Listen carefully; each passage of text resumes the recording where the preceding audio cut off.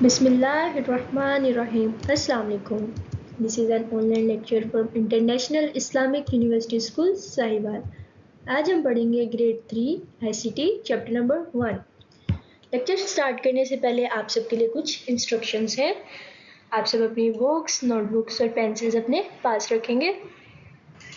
So let's move toward our lecture.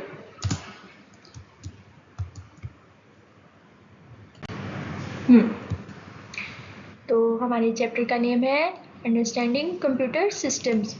What are computer systems my dear students? Understanding computer systems का मतलब है ये समझना कि कंप्यूटर कैसे काम करता है और इसके पार्ट्स मिलकर क्या रोल प्ले करते हैं। कंप्यूटर सिस्टम एक मशीन नहीं बल्कि एक पूरा सिस्टम है जो इनपुट, प्रोसेस और आउटपुट के थ्रू काम करता है। So what does a computer system means?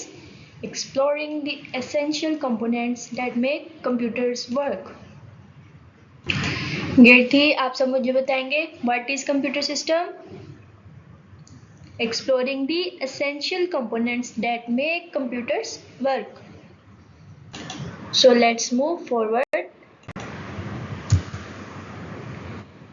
हमने बात की थी कि कंप्यूटर के पार्ट्स क्या रोल प्ले करते हैं, लेकिन ये जानना भी बहुत ज़रूरी है कि कंप्यूटर के पार्ट्स कौन कौन से हैं।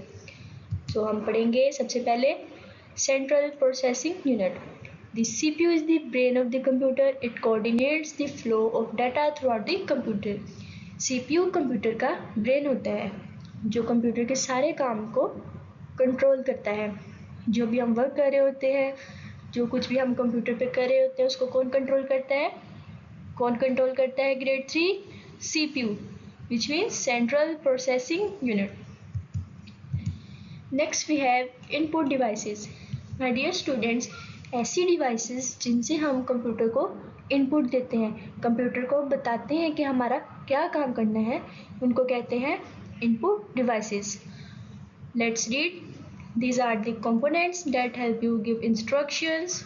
इसके एग्जाम्पल्स में आएगा कीबोर्ड से हम कंप्यूटर को इंस्ट्रक्शन देते हैं ग्रेड 3। यस, तो ये क्या है? Input device. एंड माउस भी एक इनपुट डिवाइस है।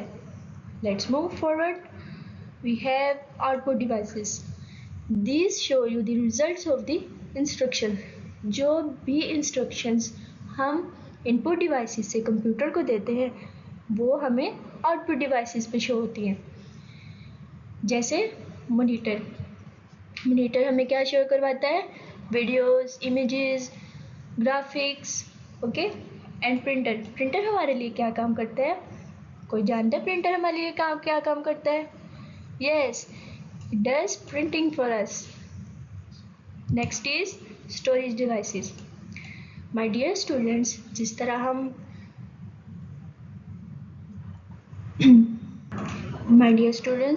हम कैंडी बॉक्स में कैंडीज रखते हैं, इसी तरह कंप्यूटर का एक स्टोरेज होता है जहाँ पे हम अपने डाटा को रखते हैं और उसको परमानेंटली सेव करता है। इसकी एग्जांपल्स हैं RAM, ROM and hard disk. Hope so आप लोगों को यहाँ तक लेक्चर की समझ आई होगी। अगर आपको किसी भी पॉइंट की समझ नहीं आ रही, आप लोगों ने क्या करना है? वीडियो को पॉज करना है, रिवाइंड करना है और तब तक देखना है जब तक आप लोगों को अच्छे से समझ ना आ जाए। चले नेक्स्ट मूव। ओके, अब हम पढ़ेंगे एसेंशियल कंप्यूटर पार्ट्स, जिनमें सबसे पहले हमारे पास है मॉनिटर। माय डियर स्टूडेंट्स, अगर हमारे पास मॉनिटर नहीं होगा तो हमें आउटपुट रिजल्ट्स कहाँ पे शो होंगे? नहीं होंगे, इसलिए मॉनिटर बहुत ज़रूरी है। It is a essential computer part. And next we have CPU। जैसा कि मैंने आपको पिछली स्लाइड में बताया, CPU यानी सेंट्रल प्रोसेसिंग यूनिट कंप्यूटर का ब्रेन होता है जो हर चीज़ को कंट्रोल करता है। अगर हम अपने कंप्यूटर के साथ CPU को अटैच नहीं करेंगे तो कौन कंट्रोल करेगा? कोई भी नहीं। और हमारा काम हो पाएगा? ग्रेड 3 क्या हमारा काम हो पाएगा इसके बगैर? नो। सो सब स्टूडेंट्स को समझ आ गई है CPU की? आगे चलें। So next we have keyboard, text input device. हम कीबोर्ड से क्या करते हैं? टाइपिंग करते हैं, नंबर्स लिखते हैं, लेटर्स लिखते हैं एंड स्पेशल कैरेक्टर्स लिखते हैं। पॉइंटिंग डिवाइस में हमारे पास है माउस। माय डियर स्टूडेंट्स, ये जो मैं आप लोगों को हाईलाइट करके दिखा रही हूँ, ये किसकी हेल्प से हो रहा है? माउस की हेल्प से हो रहा है। माय डियर स्टूडेंट्स, अब हम पढ़ेंगे कीबोर्ड कीज एंड फंक्शन। आप सबके आसानी के लिए मैंने यहाँ पे कीबोर्ड की इमेज ऐड की है ताकि हमें समझने में आसानी हो जाए। So on the very first point we have escape key. आप लोगों को पता है एस्केप की क्यों यूज होती है? यस, लेटर्स को जो भी हमने टाइपिंग की होती है उसको रिमूव करने के लिए या एक्शन को कैंसिल करने के लिए। On the second point we have function keys. Let me highlight this. These are the function keys from F1 to F12. Okay? F1 to F12 तक हमारे पास कौन सी कीज होती हैं? Repeat with me. Function keys. On the third point we have number keys. क्या आप लोगों को number keys नज़र आ रही हैं? या आप लोगों का टास्क है आप लोगों ने कीबोर्ड से नंबर कीज को ढूंढना है। On the fourth point we have alphabets. These start from Q and end on M. A से लेकर Z तक जितनी भी ABCD होती है उसको क्या कहते हैं? Alphabet keys. On the fifth point we have modifier keys. So modifier keys. Modifier keys वो स्पेशल कीज होती हैं जो अकेले काम नहीं करती बल्कि दूसरे कीज के साथ मिलकर उनका फंक्शन चेंज कर देती हैं। फॉर एग्जाम्पल, अगर हम शिफ्ट प्रेस करके ए प्रेस करेंगे तो हमारे पास कैपिटल ए लिखा जाएगा। आप लोगों को यहाँ तक समझ आ गई है? ओके, तो हम नेक्स्ट मूव करेंगे।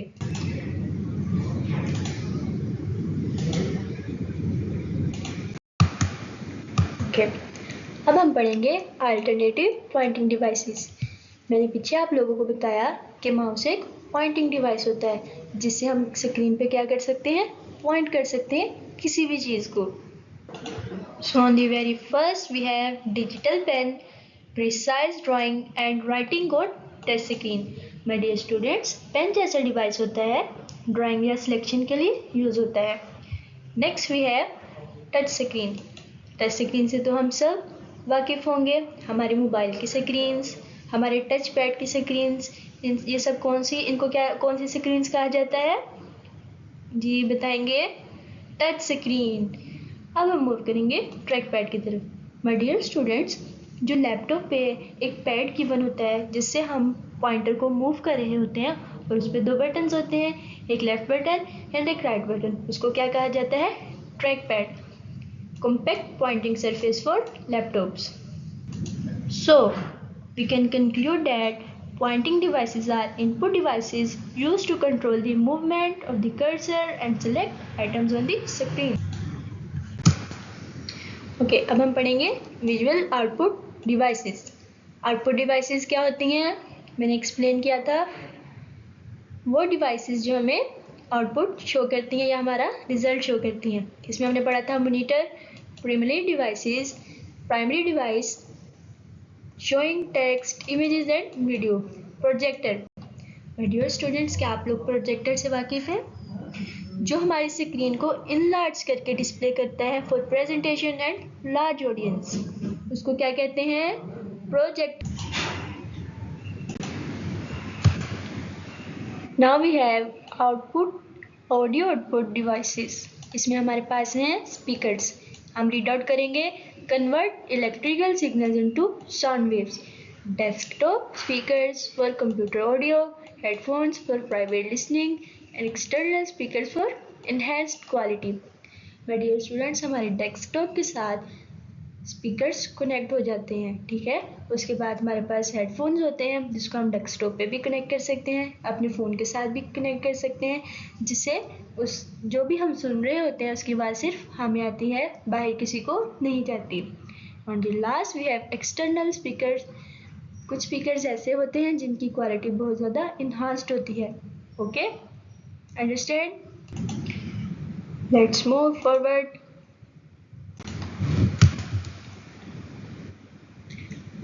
आपकी स्क्रीन पे आपको नज़र आ रहा होगा memory versus storage.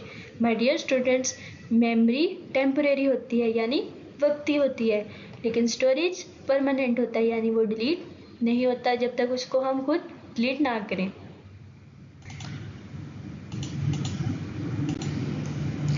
Okay, now we have external storage devices.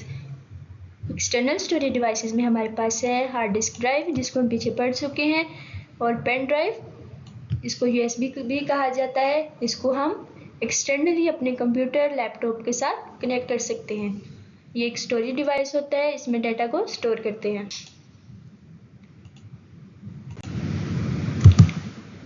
Now we have computer system quick reference. मैं आपको जल्दी से इसका रेफरेंस दूंगी। इनपुट डिवाइसेस में हमारे पास थे keyboard, mouse, digital pen and touch screen. Output devices में हमारे पास थे, क्या थे? ये 3 आप लोग बताएंगे। Yes, monitors, speakers, printers and projector. On the storage devices, RAM, ROM, hard disk and pen drive.